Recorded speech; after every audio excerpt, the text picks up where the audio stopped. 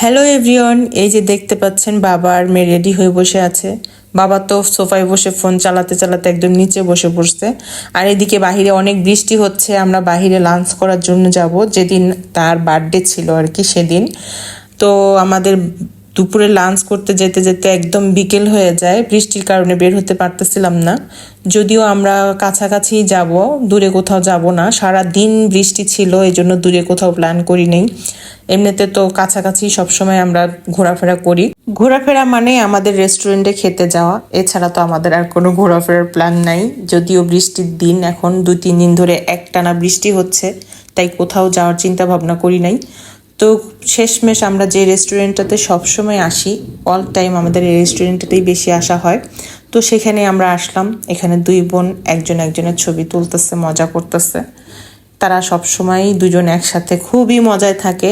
অনেকেই বলেন যে আমার মেয়েরা কথা বলে না, আমার মেয়ে দুটো কথা বলে না, হাসে না, বাট ওরা অল টাইম দুজন দুজনের সাথে অনেক মজা করে, সেটা আমি মা দেখি। আসলে যখনই ওদের দিকে আমি ক্যামেরা ধরি, ওরা দুজনই একদমই স্টপ হয়ে থাকে। তো যাই হোক, আমার মেয়ের বার্থডে কেক এসে পড়ছে। কেকটা আসার সাথে সাথেই দুজনে কেক নিয়ে মাতামাতি শুরু করে দেয়, কারণ তাদের পছন্দ করা কেক।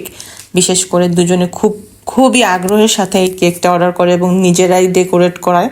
কেকটা দেখার পর তারা দুজনই খুবই এক্সাইটেড, যেহেতু তারা নিজেরাই ছবি দিয়ে প্রিন্ট করেছে তাদের পছন্দের গ্রুপ।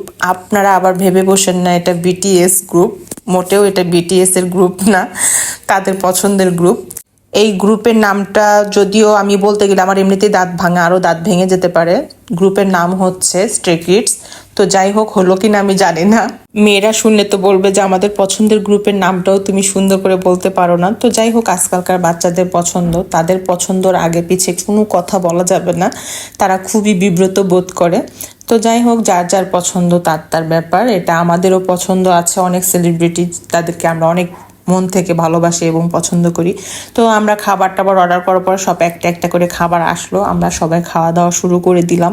যদিও এখানে আমরা যার যার পছন্দ অনুযায়ী খাবার অর্ডার করছি, কিন্তু যখন খাওয়া শুরু করছি সবাই সবারটা খাইছি, কেউ কারো খাবার একা খেতে পারে নাই। তো আমাদের খাওয়া দাওয়া শেষ, তারপর কেক কাটার পালা।